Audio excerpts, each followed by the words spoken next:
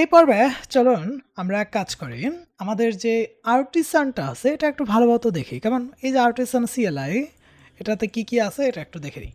So আপনি যাবেন কমান্ডে একটা CMD আনবেন।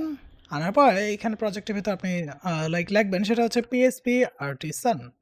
ওকে? এটা লেখার পরে দেখবেন এত বড় একটা লিস্ট চলে আসছে।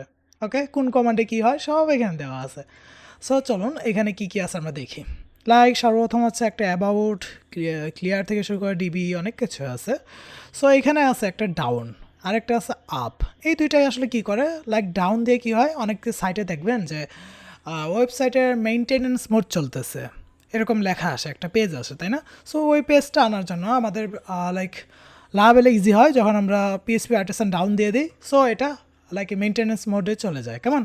তাছাড়া যদি মেনটেন্যান্স মোডে থাকে অ্যান্ড আপনি আবার ওয়েবসাইটটাকে অ্যাক্টিভ করতে চান, তখন আপনি যদি আপ দেন পিএসপি আর্টিসান আপ, এটা এই কমান্ডটা রান করার পরে তো আমাদের মেনটেন্যান্স মোডটা অফ হয়ে যাবে। তাছাড়া আছে আমাদের ডিবির অনেকগুলো অ্যান্ড কনফিগ ক্লিয়ার থেকে শুরু করে সব কিছু। বাট বেশিরভাগ আমরা ইউজ করব সেটা হচ্ছে মেক কমান্ডসগুলো। মেকের ভিতর থেকে আমরা হইতে পারে আমরা মেক কী ইউজ করব বলেন তো? আমাদের মিডল ওয়্যারটা ইউজ করব, মাইগ্রেশনটা ইউজ করব, মডেলটা ইউজ করব, তাছাড়া আমাদের যেই কন্ট্রোলার আছে এটা ইউজ করব। ওকে? সো এই কয়েকটা আমরা বেসিক যেগুলো হচ্ছে আমরা বেশিরভাগ সময় ইউজ করব, ফ্রিকোয়েন্টলি ইউজ করব। কেমন? তাছাড়া অনেকগুলো আরও আছে, এগুলো আপনারা দেখতে পারেন। ওকে? এই যে ভিউস, ওকে, ভিউসও ক্রিয়েট করা যায়, এটাও আপনি দেখতে পারেন।